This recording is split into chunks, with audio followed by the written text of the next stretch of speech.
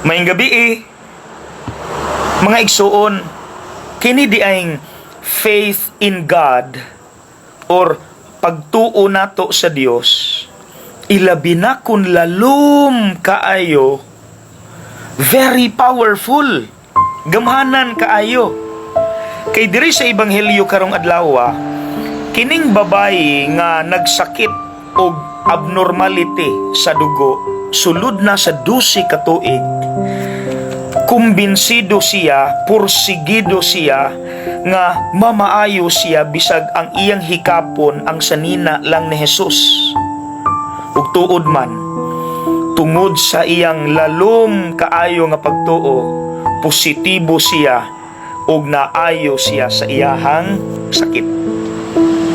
Mao di ay mga igsuon nga sa usa sa mga ebanghelyo, miingon na si Kristo nga kung naa kay pagtuo nga sama kadako sa liso, makapabalhin kag bukid.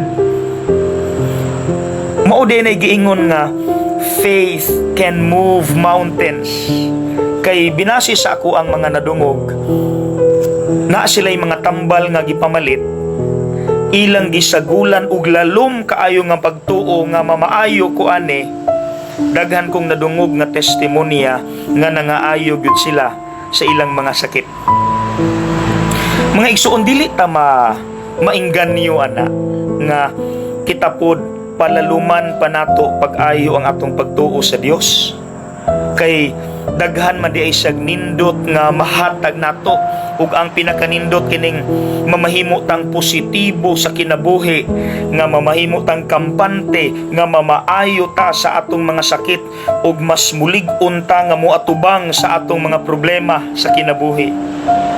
Munang iampo nato mga igsuon nga Lord, please increase my faith, deepen my faith, dungagi ang akong pagtuo, palalumi pa Lord ang akong pagtuo, aron mamahimo sab kong positibo nga bisan pag-unsa pa na nga mga pagsulay, kaya ko nang atubangon.